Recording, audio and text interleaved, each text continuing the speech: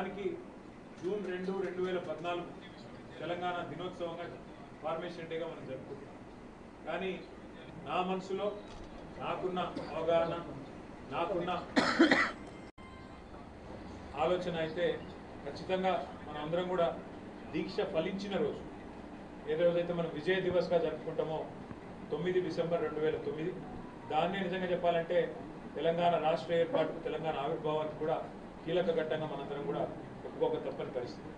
ఆ రోజు మీరు విద్యార్థులుగా 2009 నుంచి ముఖ్యంగా 2014 వరకు కథం దొక్కిన పద్ధతి, అందులో ముఖ్యంగా శ్రీకాంతాచారి నుంచి మొదలు పెడితే వందల వేల మంది పిల్లలు ఆ రోజు మరణించిన వారు, దెబ్బలు తిన్న వాళ్ళు, గాయాల పాలైన వాళ్ళు, జైళ్ల పాలైన వాళ్ళు, వీరోచితంగా పోరాటాలు చేసిన వాళ్ళు విద్యార్థి వీరులు ఎవరైతే ఉన్నారో మీ త్యాగం, మీ పోరాటం నిజంగా కూడా అనన్య సామాన్యం. ఎన్ని రకాలుగా కీర్తించినా, ఎన్ని రకాలుగా పొగిడినా తక్కువనే అవుతుంది.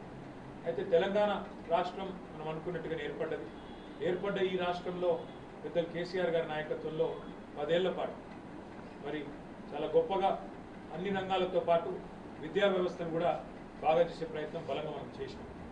అది గురుకుల పాఠశాలలు పెట్టడం అయితేనేమి, ప్రతి జిల్లాలో మరి ఆ గురుకుల పాఠశాలల్ని మళ్ళీ జూనియర్ కాలేజీగా అప్గ్రేడ్ చేయడం అయితేనేమి, బహుశా భారతదేశంలో ఏ రాష్ట్రంలో లేని విధంగా రెసిడెన్షియల్ డిగ్రీ కళాశాలలు ఏర్పాటు చేయడంలో అయితేనేమి, వాటితో పాటు జిల్లాకు ఒక మెడికల్ కాలేజీ, జిల్లాకు ఒక నర్సింగ్ కాలేజీ పెట్టడం అయితేనేమి, ఇట్లా ఎన్నో రకాలుగా విద్యారంగ విస్తృతికి, విద్యారంగ బాగుకు కేసీఆర్ గారు ప్రయత్నం చేసినారు.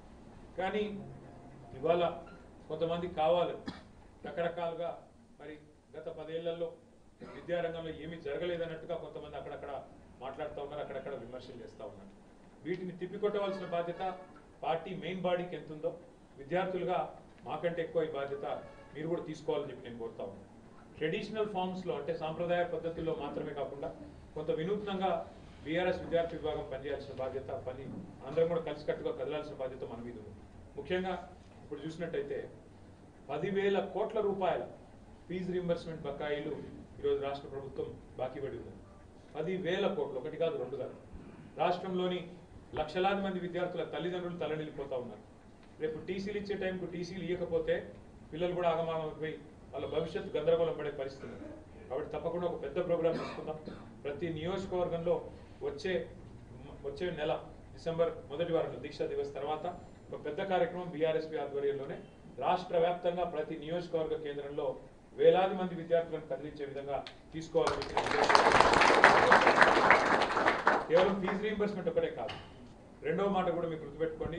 1022 గురుకుల పాఠశాలలు కేసీఆర్ గారు మరి ఎంతో ప్రేమతో రాష్ట్రంలోని విద్యార్థుల కోసం, ముఖ్యంగా బలహీన వర్గాల విద్యార్థుల కోసం కేసీఆర్ గారు ఏర్పాటు చేస్తే ఇవాళ ఆ విద్యార్థులు మరణించే దిశగా, వారికి అన్నం పెట్టక, వారిని సరిగా చూసుకోక, ఇబ్బందుల పాలు చేసి, సరిగా మెయింటెనెన్స్ లేక ఆ ప్రాంగణాలు ఇవాళ పాము గారి చచ్చిపోయి కల్తీ ఆహారంతో మరణించి చివరికి ఆత్మహత్యలు చేసుకునే దుస్థితి, దగ్గర 100 మంది పిల్లలు ఇప్పటికే గురుకులాల్లో మరణించిన పరిస్థితి మీ కళ్ళ ముంగట్నే ఉంటుంది. గురుకులాల మీద మీరు బీఆర్ఎస్వి ఆధ్వర్యంలోనే బ్రహ్మాండంగా గురుకుల బాట అనే కార్యక్రమం మీరు చేసిన తర్వాత ప్రభుత్వంలో కొంత చలనం వచ్చింది, కొంత యాక్టింగ్ చేసినారు.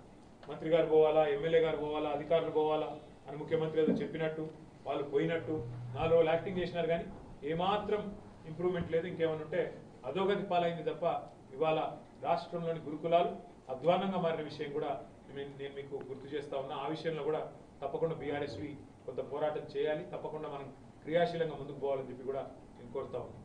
కానీ పోరాటాలు చేయడం ఒక ఎత్తు, వాటి గురించి మళ్ళీ ప్రజల్లోకి తీసుకొని పోవడం ఇంకొక ఎత్తు. తప్పకుండా మనం చైతన్యవంతంగా పనిచేయడంతో పాటుగా మరి పోరాటం చేసే విషయాన్ని కూడా కింది స్థాయి దాకా తీసుకొని పోవాలి. ఇక్కడ ఉన్న ప్రతి పిల్లగాడి దగ్గర, మనోడి దగ్గర, తమ్ముడి దగ్గర మీ అందరికి ఫోన్లు ఉన్నాయి. ఫోన్లో మీరు అందరూ సోషల్ మీడియా చూస్తారని నాకు తెలుసు. కానీ చాలామంది యాక్టివ్గా లేదు మన విద్యార్థి విభాగంలో. నిజానికి అందరికంటే ఎక్కువ యాక్టివ్ ఉండాల్సింది మీరు. కానీ మీరు ప్రేక్షక పాత్ర పోషిస్తున్నారు, అలా చూస్తున్నారు తప్ప మీరు చేస్తున్న పని చెప్పుకుంటలేదు. మీరు అందులో ఫోకస్ అయితేనే, అందులో చెప్పుకుంటేనే, ప్రతి అంశం మీద కంటెంపరీ పాలిటిక్స్లో మాట్లాడితేనే మీరు నాయకులుగా ఎదుగుతారు తప్ప లేకపోతే మరి కేవలం ప్రేక్షకులుగానే మిగిలిపోయే ప్రమాదం ఉంటుంది. ఎందుకంటే ఇప్పుడు విద్యార్థి ఎన్నికలు లేవు, విద్యార్థి సంఘాల ఎన్నికలు లేవు, గతంలో ఉన్నారు. ఇప్పుడు జగదీశ్వర్ రెడ్డి గారు లాంటి నాయకులు వీళ్ళంతా కూడా విద్యార్థి ఉద్యమం నుంచి ఎదిగొచ్చిన నాయకులు. తమ్ముడు బాల్క సుమన్ కానీ, అట్లాగే జగదీష్ అన్న కానీ, ఇంకా చాలామంది విద్యార్థి రాజకీయాల్లోంచి, విద్యార్థి దశలోనే రాజకీయాల్లో, ఆనాడు సిద్ధార్థ కాలేజీలో అన్న కూడా మరి విద్యార్థి ఎన్నికల్లో పోటీపడ్డ నాయకులు. ఇట్లా ఆ రోజుల్లో ఎలక్షన్లు ఉండేవి కాబట్టి విద్యార్థి నాయకులు కూడా ఎదిగారు. కానీ ఇప్పుడు లేవు, ఎన్నికలు లేవు. కాబట్టి మీరు మీ యాక్టివిజం ద్వారా ప్రభుత్వాన్ని క్వశ్చన్ చేయడం ద్వారా సొసైటీలో ఉన్న కొన్ని సమస్యలను ఎత్తి చూపడం ద్వారా తప్పకుండా ప్రజల దృష్టిని ఆకర్షించే అవకాశం మీకు ఉంటుంది. ఉదాహరణకి మీ భవిష్యత్తును, రాష్ట్ర భవిష్యత్తును, రాష్ట్ర ప్రజల భవిష్యత్తును తాకట్టు పెడుతూ రేవంత్ రెడ్డి గారు మొన్న ఒక నిర్ణయం తీసుకున్నారు. నేను చిన్న మాట మీకు చెప్తే అర్థమవుతుంది. అర్థం చేసుకున్న తర్వాత దీన్ని మీరు విశ్లేషించవచ్చు, ఎట్లా ఎట్లా చెప్పాలో కూడా మీరు ఆలోచించవచ్చు. అంటే కంటెంపరీ ఇష్యూస్ మీద కూడా మీరు మాట్లాడాలి అని చెప్పడానికి మీకు ఈ విషయం చెప్తా ఉన్నాను. ప్రభుత్వము ఎప్పుడైనా ఏ ప్రభుత్వమైనా, మన ప్రభుత్వం ఉన్నా, కాంగ్రెస్ ఉన్నా, టీడీపీ ఉన్నా, బీజేపీ ఉన్నా, ఎవరున్నా దేశం ఎక్కడ ప్రభుత్వాలు వాళ్ళ ప్రభుత్వ ఉద్యోగాలు కొంత మేరకు ఇవ్వగలుగుతాయి. ఆ తర్వాత సహజంగానే ప్రైవేట్ రంగంలో పెట్టుబడులు ఆహ్వానించి మరి మీరు తప్పకుండా ఉపాధి కల్పన లక్ష్యంగా పనిచేస్తాయి. ఏ ప్రభుత్వాలైనా పనిచేయక తప్పని పరిస్థితి.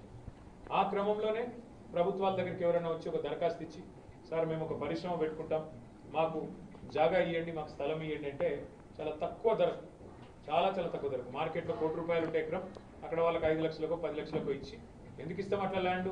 ఒకటే ఒక్క కారణం, ఉద్యోగాలు ఇస్తారు, దీంతో పాటు ట్యాక్స్ వస్తే రెవెన్యూ వస్తుంది, ప్రభుత్వానికి ఆదాయం పెరుగుతుంది, రాష్ట్రానికి మంచి జరుగుతుంది, ఎకనామిక్ యాక్టివిటీ జరుగుతుంది అనే ఉద్దేశంతోనే ల్యాండ్స్ ఇస్తాం.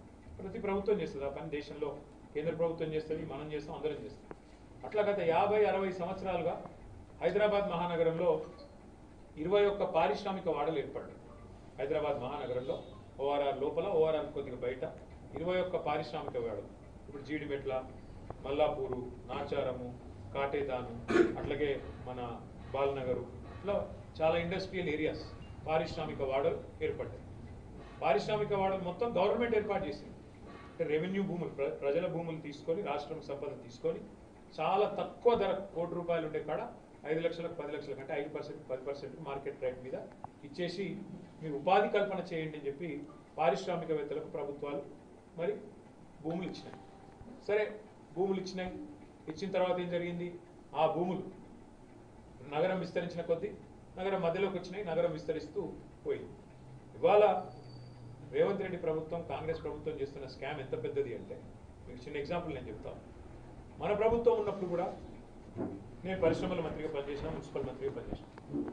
నా దగ్గరికి కొంతమంది వచ్చినారు, అన్న మాకు 10 ఎకరాల భూమి ఉంది నాచారంలో, దీన్ని మీరు మాకు లైసెన్స్ ఇవ్వండి, పర్మిషన్ ఇవ్వండి, ఈ 10 ఎకరాలు నేను అపార్ట్మెంట్ కట్టుకుంటా, మాల్ కట్టుకుంటా అంటాడు. అంటే నేను అన్నా, ఈ 10 ఎకరాలు ఎందుకు ఇచ్చింది ప్రభుత్వం అని అడిగి, ఇండస్ట్రీ పెట్టమని ఇచ్చింది. మరి ఇండస్ట్రీ పెట్టమని ఇస్తే ఇండస్ట్రీ నడుపుతుంది.